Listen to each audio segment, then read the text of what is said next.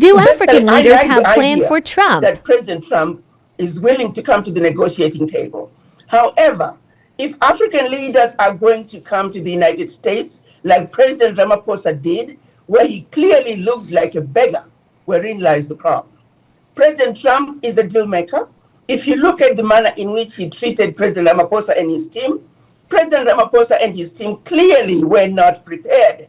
They should have known they're coming to negotiate. They should have had their game plan together. And so I would blame President Ramaphosa for coming to the United States unprepared. May the best man win. That's what this moment is calling for. President Trump, of course, is going to want to negotiate the best deal for his country, but these African leaders must come also prepared.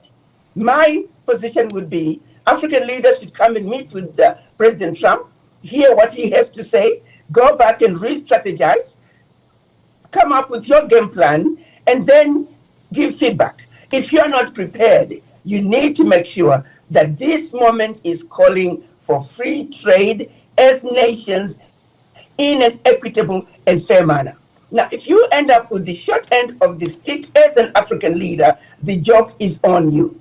There are lots of intelligent, brilliant Africans who can come in and negotiate with the Americans.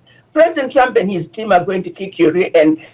They don't play. And the African leaders need to know that. So they need to realize when they come to negotiate with President Trump, they're entering a battlefield that says you need to bring your bunker buster of knowledge as you begin to negotiate with the United States. They're not playing, and they need to know the stakes are very high, but also stakes that are going to take Africa where Africa can actually truly beneficiate and benefit from their natural resources in a manner that is not parasitic, like the relationship African countries have had with Europe.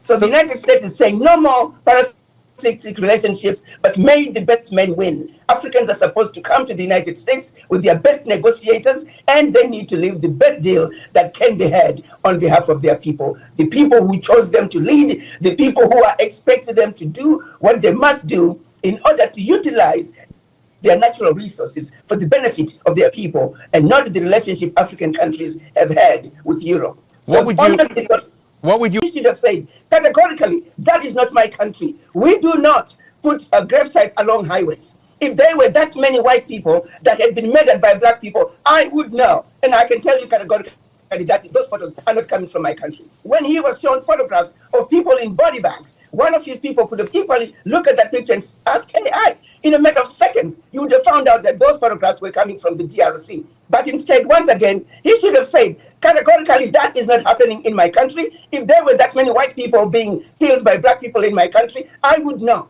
But instead, again, he was, well, I don't know. I'm going to have to look into it. Let me tell you, he was defeated right from the beginning. He was not prepared. He did not have his game together. And then when he asked the foreign minister, the Minister of Agriculture, who is a white man and who is over the land reform in South Africa, he expected the white man to cover him and say categorically, I am a white man. I am the Minister of Agriculture, and we are carrying out the land reform.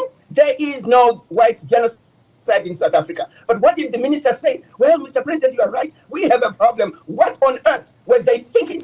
And then at the end of it all, they're busy talking about golf. I think these guys who came with President Ramaphosa, they came just to shake hands with President Trump and then talk about golf. They were not serious about the discussions at hand. So yes, I have to say, I blame President Ramaphosa. He did not take a position of a leader. He should have categorically said, there is no white genocide in my country. And those photographs, Mr. President, they are false. That is not happening in my country. But instead, he looked like a puppy dog that had been beaten up and really could not answer. He looked like a leader who really didn't know that those horrible things could be happening in your country, and you do not know.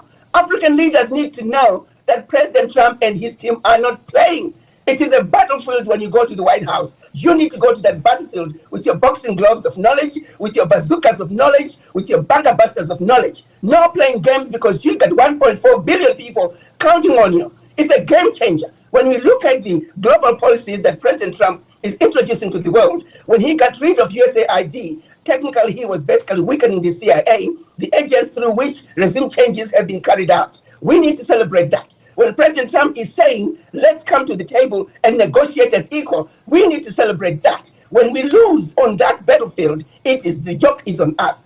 It did not go as well as we had anticipated as Africans. However, I see it as a step in the right direction when President Trump is inviting African leaders for a conversation to do with trade.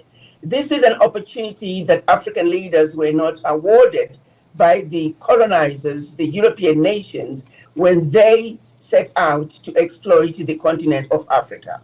I see it as an opportunity for the African leaders to see a pathway where they can actually truly negotiate the trade between their nations and the United States in a fair and equitable manner.